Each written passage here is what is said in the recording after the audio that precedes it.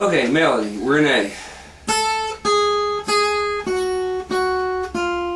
That's what you need to play over your chord. And remember the G sharp, I'm having a trouble remembering that's twice. That's an E ninth. If you're going to play it like this, that's okay, But I would probably wind up using my E root on the top to make the chord a little stronger when I get to that E.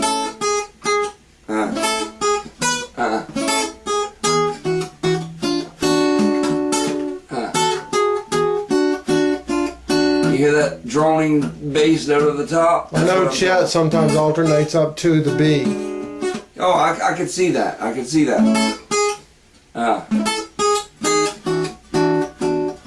Like that? Something like that. I know he actually fingers the B at times, and it's probably open at times. That would be like a Merle Travis way, because I could see Merle, he uses thumb on stuff like that. He would be doing that thing on the top while he's trying to play.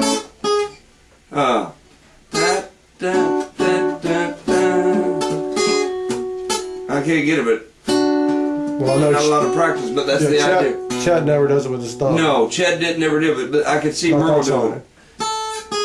Then over the A, you're playing the same thing, but you're using like the 13th chord. But see, when you get to the A, you have the alternate where you can use the root of the 5th string and the open A, E string.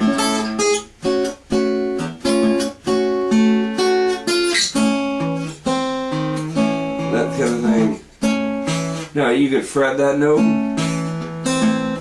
and then play, or you could slide into it like you were talking about. But again, you're over A there, so you're still alternating the bass line like that.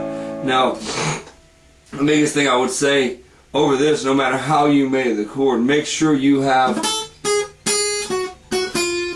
that melody impregnated in your brain well enough to where you can start putting the chord over the top of it. Because that's an E7,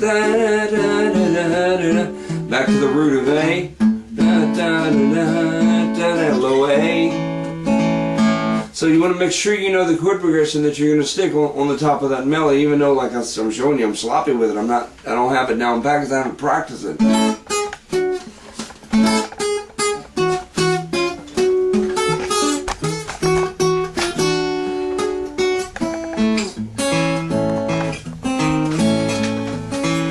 Something like that. Okay, so he starts this next bridge. I guess this is the end of the verse pattern. Off on an A. Now we're going to go to an F sharp. On the F sharp, he's using a sharp raised root. And then this B minor would fall after that. Then to a D. I think he hits this one though. Yeah. Yeah, whole step. Yeah, on the B, I can see that. Because, like I said, A first, then the sharp 5, or raised 9. Because your melody would fall back into that. Because you'd be resolved because you're off of F sharp 7. Yeah. Then we're going to go right to a D note, so we kind of need to keep the bass note in there. So the melody note there is following it is starting on like your A major scale. So we're going to follow that up with some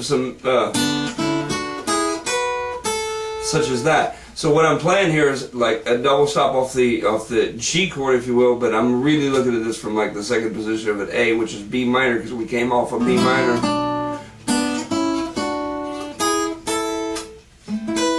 There's my A with the highest. And then the last lick, let's see if we can get that one.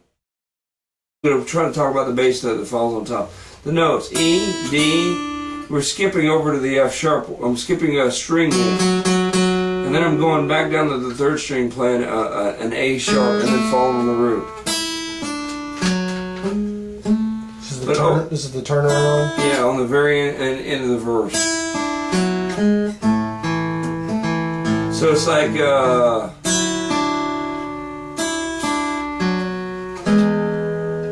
alright, let me show you what I'm doing. Instead of playing like, it's like an implied chord, my F sharp is my root. So I'm playing like the F sharp and the E at the same time, which is on the 4th string, I guess if you double your notes up, you can play the F sharp on the top. But what I'm playing is I'm playing F sharp and the first string at the same time. Open E, then the D, and then I'm going to go to E, and play the F sharp again. So when I play that third, I say third. That's the third note of the E major scale, which is the G sharp. I'm playing the low root with it. Then I'm going to move to the A.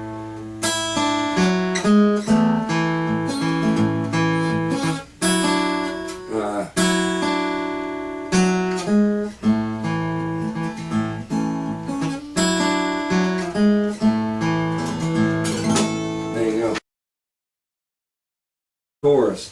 That was the verse we was playing in the beginning. It's going to repeat everything that we just talked about. That's the verse pattern. And then after the end of that, it goes into the chorus. And this is where the high, we was in A. We're using this as a high A. I don't know if you know your ninth chords. Here's a D ninth chord. Here's a C ninth. You can move this chord around. Some people finger it a little different, like he's doing up here. This is off of an A chord, by the way. So we're playing this high A like so. We're leaving this root off so that we can play that A root open, if you will, instead of playing the A chord like a blues player would play it. So now we're playing the bottom half of that chord. But he also puts this melody note, because your melody note is D on the bottom. It's going. So that's the melody note we want to accomplish there over that A chord. Now, again, you want to alternate with the 6th string on that one because there's your open E.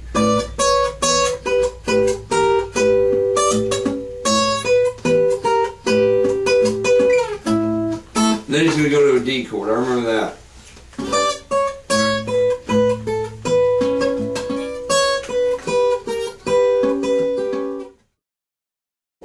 Alright, I'm back to the top of the chorus just so I can show you how this A chord that we're playing here moves into the D chord. He did this number for his D chord. He's kind of fretting the top with his thumb here. So I'm playing.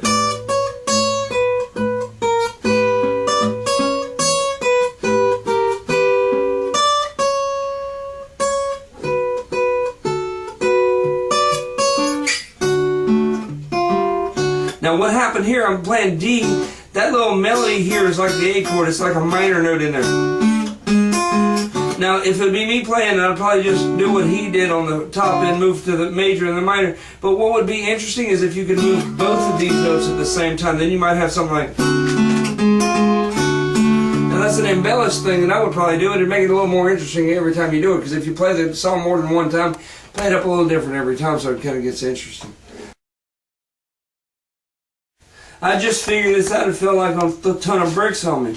That whenever you played the chorus part, you started this thing off in this A chord, you're actually modulating in that part to the key of D, if you look at it that way.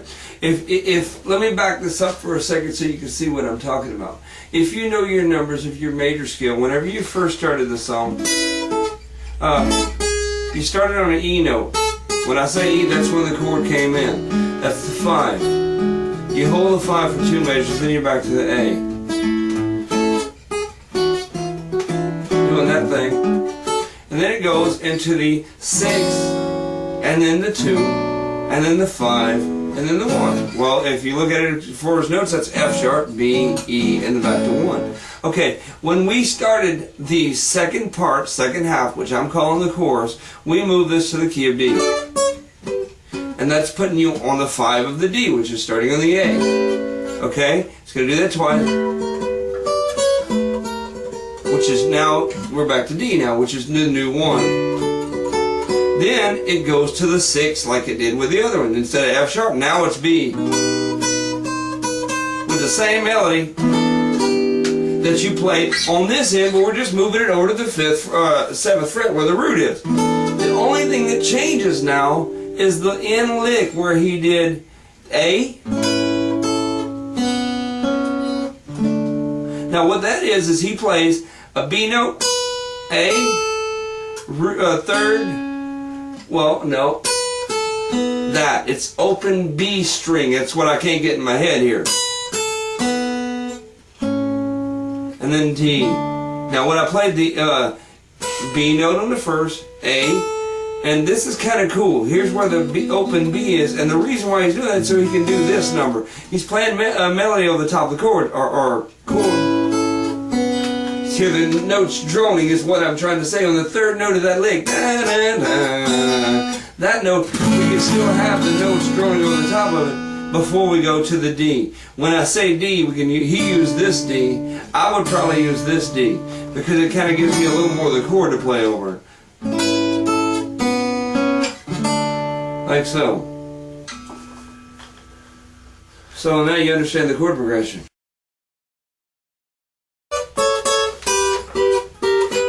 Now, if it'd be me playing this, I got an electric guitar in my hand, I'd be way up here doing it because the finger pattern's easier for me. It looks like...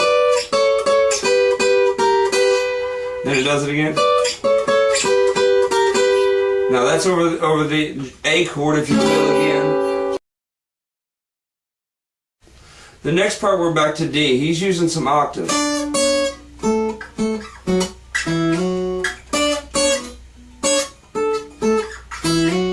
But also, he starts playing like the major scale right here in D.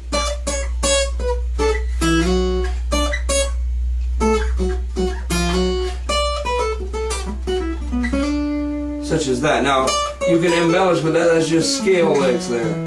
And if you watch him, he's using more major pentatonic than he is the diatonic. That fits right there. So that covers the A back to D again. Now, this next section where I'm talking about, this is where it goes to, I call it 6-2-5-1. It's going to the B7, if you will, which is the 6th of the chord.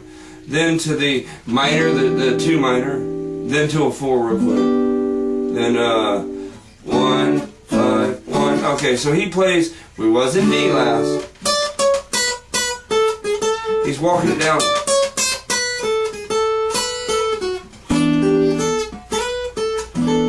So what I'm telling you is he's just walking that down into the 6th lick. Now, and into the 2-5. Then, so what I did here is I'm playing the full chord, which is a G. This is G again.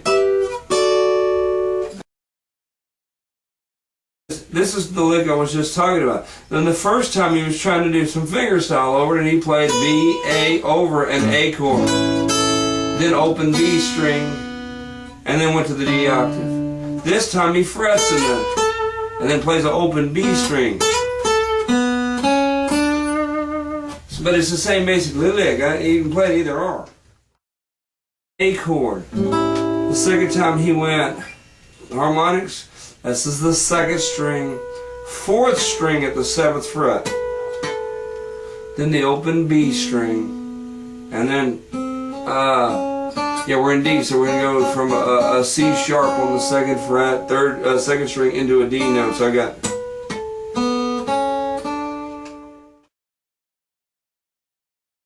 The last lick we just played, the harmonic. Puts us on a D. He stepped up in half steps. If you caught that, that's like the D shape, if you will. I'm just fretting it a little funky. And that puts us back on the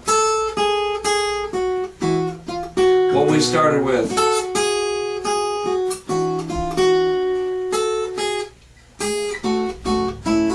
Just like we did in the first half. Okay, the lick before it on the very ending. It's an A major pentatonic. Now, here's like, if you will, the cage system, the G chord.